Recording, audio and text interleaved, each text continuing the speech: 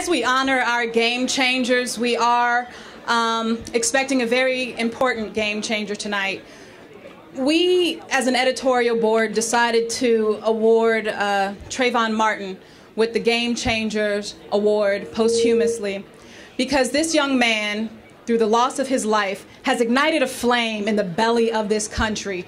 He is our generation's Rosa Parks, and in so many ways epitomizes both the promise of being a young person of color in this country and the pitfalls of being the same.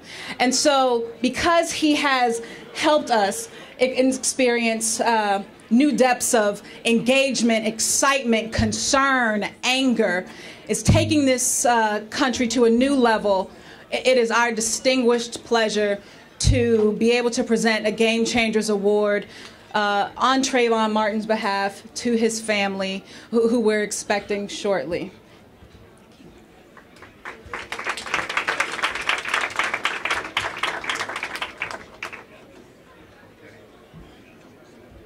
Thank you very much. First of all, my name's Kendrick Meek, Chairman of the Editorial Board of Politic 365, and we welcome you here again this evening. Having this reception tonight, when we first envisioned coming together, it was about not only recognizing game changers, but having an opportunity to reflect on the politics from a politics standpoint on the Democrat and Republican convention that's coming up. Politic 365 will have a presence at the RNC convention and at the DNC convention. And we will give Democrats, Republicans, Independents, Green Party, what have you, an opportunity to express themselves. But we have so many people here tonight that are not only writers of Politic 365, but also that are writing for other publications, online publications. And as you know, last year we had the reception here at this great restaurant, and we were able to come together and network, and it improved not only knowledge of Americans to know what's going on from a minority standpoint in this country, but also it allowed us to learn more about what's going on in every state in this great country, and mainly focusing on Washington, D.C. and the politics that are going on here.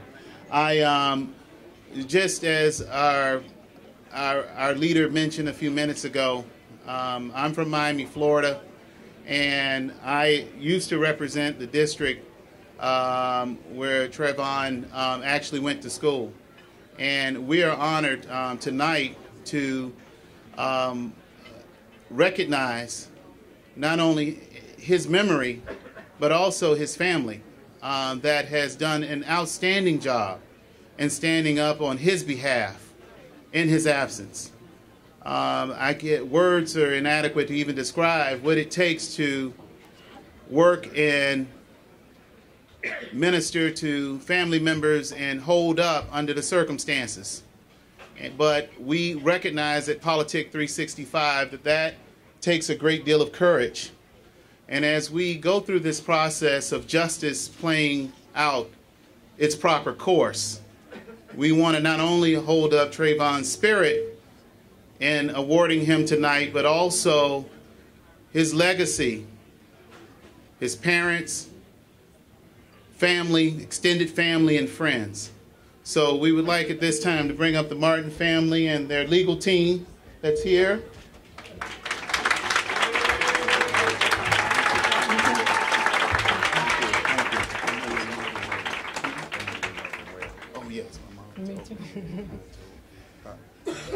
Thank you very much. I told Sabrina and Tracy, they said, Mr. Crump, not another interview. And I said, this is not another interview. This is an opportunity for you to interact with people who have for years fought to make changes where nothing like this tragedy will ever happen again. And they thank you all so much for helping make the issues that caused this tragedy to occur to be debated and discussed, not only in the dining room tables, but in the great halls of the United States Congress.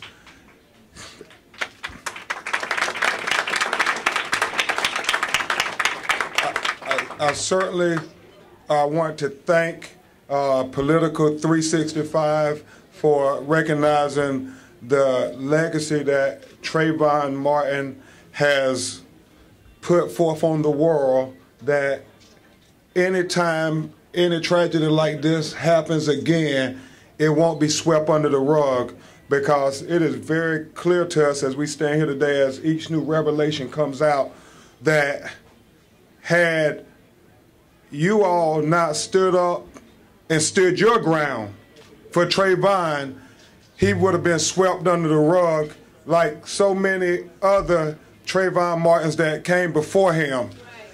And so Attorney Parks and I and Attorney Natalie Jackson and Ryan Julison and everybody on our legal team understands that even though it is such an emotional holocaust for Tracy and Sabrina, it is necessary that they come and tell you about Trayvon, and more sadly about the tragedy of the investigation into the death of Trayvon Martin, that 32 days and counting still has the killer of their child free as a jaybird.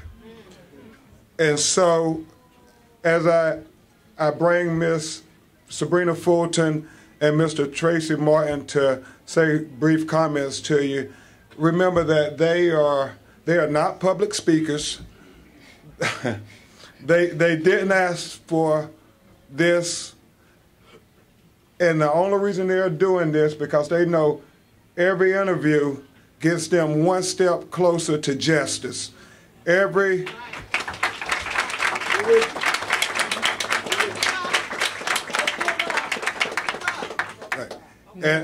And I would be remiss if we didn't thank the congressmen and women who are here tonight. Please give them a round of applause for making this a national debate on the Senate floor.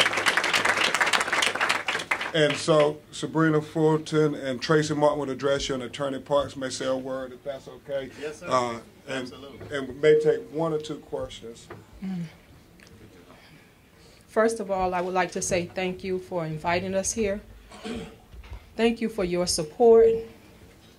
Thank you for your prayers. Thank you for signing the petition. Thank you for adopting my son as your own.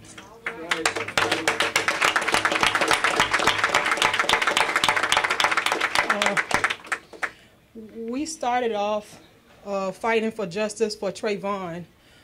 We realize now that it's a bigger picture now. It's more than for Trayvon Martin.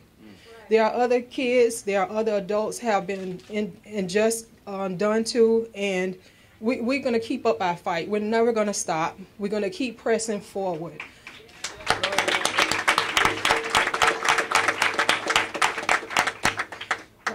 I feel that we have a wonderful legal team, and I especially want to thank Congress for inviting us yesterday. It meant a lot to us. We started some dialogue to get strategies in place so that we can make changes so that this does not happen to another young African-American child. Thank you.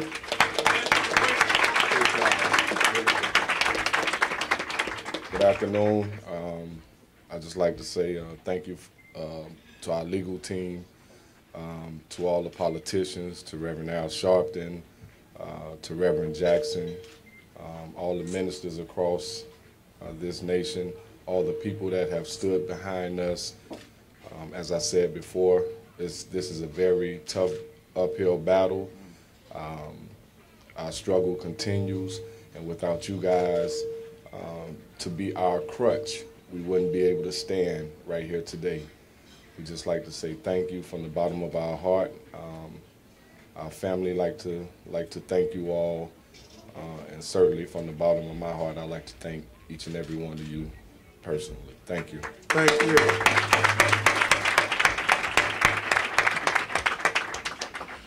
I want to just say to Tracy and Sabrina, if y'all just saw the strength that they exude as they've made this journey, they have been towers of strength. I watched how Sabrina stood tall at that press conference yesterday, and stood her ground and said what she had to say. You know, this morning I was with Tracy, and he took cold calls on Sirius Radio, and he was awesome. And then another time, and I didn't tell you, he was answering some questions from the CBC in Canada, Toronto, and how he took it head on. And when he thought it wasn't right, he said, "See my legal team." But I also want to say something about Ben. We started in this case, and you know, quite often, you know, in the office, and people kicking stuff around, and Ben was telling me about this case, and he was telling me about the challenges and how his plan to get it out. And I think he did just an incredible job of doing the initial things to get it going, and you see where it's going to. So let's give Ben a hand. I want to thank Chairman Kendrick for what Politics 365 has come to. I want to thank the editor-in-chief for what she's doing, Crystal High.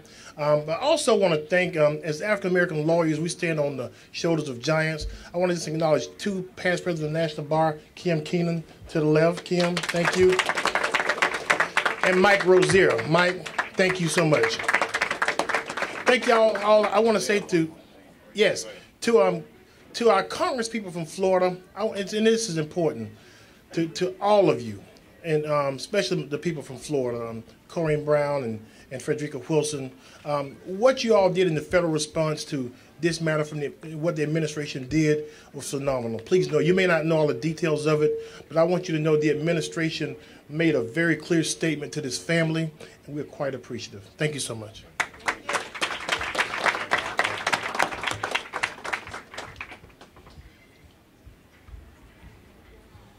We want to make a brief presentation to the family, but I think there's something that needs to be noted, and that is decades ago, there was a young man by the name of Emmett Till. And what was so powerful about his murder was a mother that was courageous enough to allow an open casket picture to be shown in Jet magazine that went around the world and told of the travesty that had happened. What is so tragically brilliant about what's happening with Trayvon is that there's a mother and a father. And a mother and a father that is standing in the face of a country allowing them to adopt their son.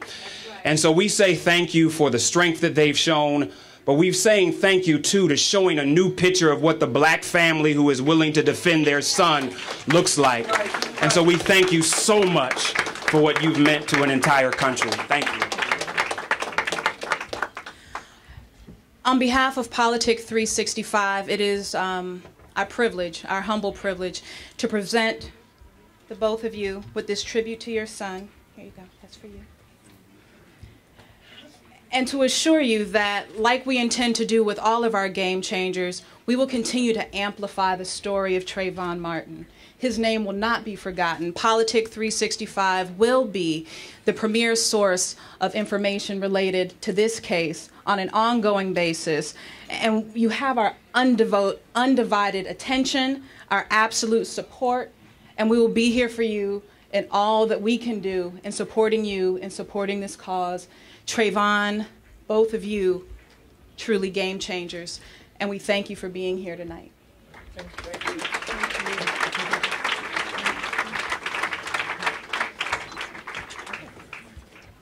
Before you leave the stage, if we can have Reverend Sharpton, who just joined us.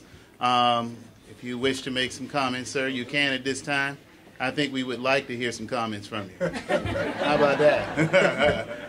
Well, thank you. I just want to say that I think that in this time, to honor the parents means a lot to them, I'm sure, but to all of us that are engaged in the struggle with them.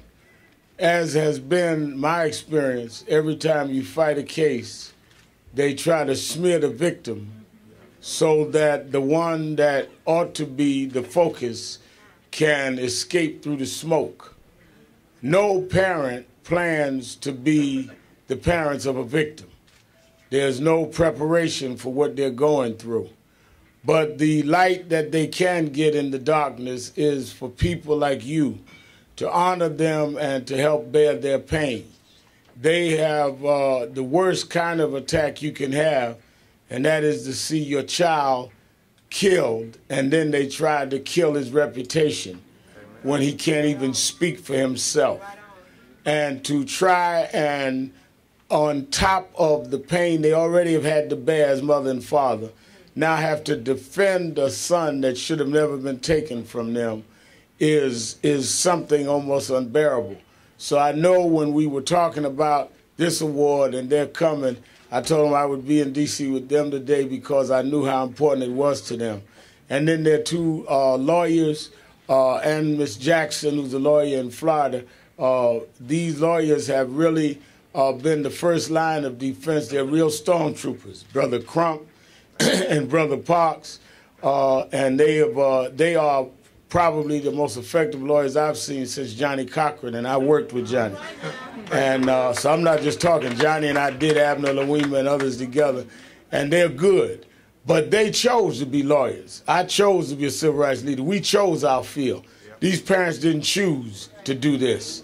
So they should have all of our support and all of our encouragement because it has fell on them something they didn't ask for. But God knows they have handled it with dignity, they've handled it with integrity, and they've made us proud. And because of that, they are real game changers.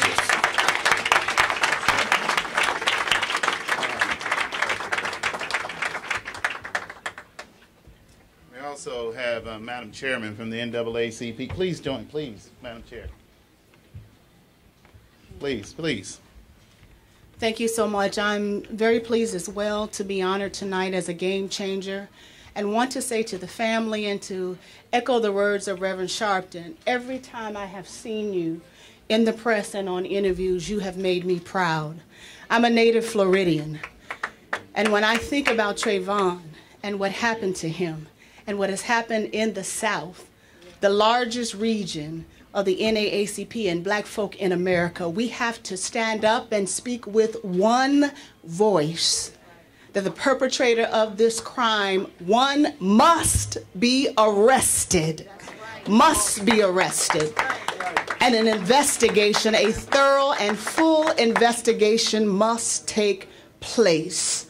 If a black woman in Connecticut who moved to another county to make sure that her child could get a proper education could be arrested, then the murderer of Trayvon must be arrested, must be arrested. But I was so proud, Mr. Martin, when I saw you on CNN, and the question was raised about what you would do with the Black Panther movement. And you said very clearly, we denounce violence. What we want to do is bring this perpetrator to justice. Single message, we're not trying to inflame anything. What we want to do is to do the right thing, because my friends, courage cannot skip this generation.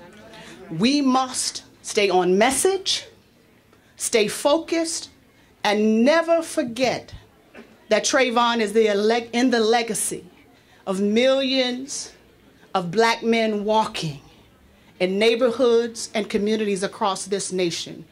We will continue to stand with him and with the family. We cannot let this incident go unchallenged. Do we have your support? Does the family of Trayvon Martin have your support? This moment must bring us to a movement. We cannot be silent. We must have our voices heard. Again, I say, my friends, courage cannot and will not skip this generation. Thank you.